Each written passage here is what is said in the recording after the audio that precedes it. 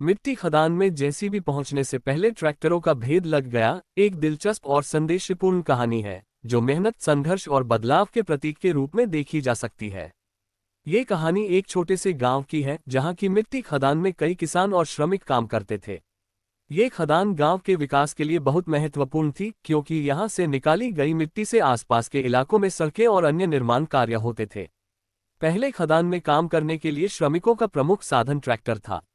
लोग ट्रैक्टरों के जरिए मिट्टी खदान से मिट्टी निकालते और उसे विभिन्न जगहों पर भेजते थे। किसी समय की बात है कि खदान में काम करने वाले श्रमिकों की संख्या बढ़ गई थी और साथ ही काम में भी तेजी आई थी। इस काम के लिए कुछ और नए उपकरणों की आवश्यकता महसूस हो रही थी। एक दिन गांव में जेसीबी मशीन आ गई जो कि बड़े पैमाने पर काम करने में सक्षम थी। जेसीबी की आ जाने से कुछ दिनों पहले ही एक बड़ा बदलाव आया। अब तक ट्रैक्टरों के माध्यम से ही मिट्टी की धुलाई होती थी, लेकिन जेसीबी के आने से काम और भी तेजी से होने लगा। इसके साथ ही ट्रैक्टरों को इस काम से बाहर कर दिया गया। ये बदलाव कुछ लोगों के लिए फायदे का सौदा था, लेकिन कई पुराने श्रमिकों के लिए यह एक बड़ा झटका था। ट्रैक्टर चालक जो वर्षों से इस काम में लगे थे, अब खुद को उपेक्षित महसूस करने लगे। धीरे धीरे ट्रैक्टरों का इस्तेमाल कम होने लगा और जेसीबी मशीन का उपयोग बढ़ने लगा। ये बदलाव न केवल तकनीकी था, बल्कि यह सामाजिक और आर्थिक बदलाव भी था। लेकिन यही बदलाव कुछ समय बाद एक और बदलाव की ओर ले गया।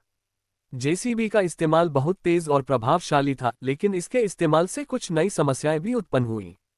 काम में हुई तेजी ने श्रमिकों को कम दिनचर्या और ज्यादा काम का दबाव दिया।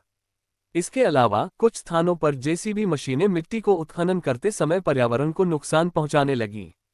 ट्रैक्टरों के मुकाबले जेसीबी के आने से गांव में सामाजिक और पारंपरिक रिश्तों में भी कुछ बदलाव महसूस होने लगे। इसी दौरान कुछ अनुभवी किसान और श्रमिक एक साथ आए और उन्होंने एक नए तरीके से काम करने का निर्णय लिया। वे चाहते थे कि काम को तेजी से किया जाए, लेकिन साथ ही सामाजिक और पर्यावरणीय असर भी ध्यान में रखा जाए। उन्होंने मिलकर ये तय किया कि जब तक जेसीबी का उपयोग आवश्यक न हो, तब तक ट्रैक्टरों को भी काम में रखा जाएगा। इससे एक तरह से दोनों ही प्रकार की मशीनों का संतुलित उपयोग शुरू हो गया। इस तरह उन्होंने ट्रैक्टर और जेसीबी दोनों का सही उपयोग करके काम को तेज और प्रभावी बनाया, बिना किसी का भेदभाव किए।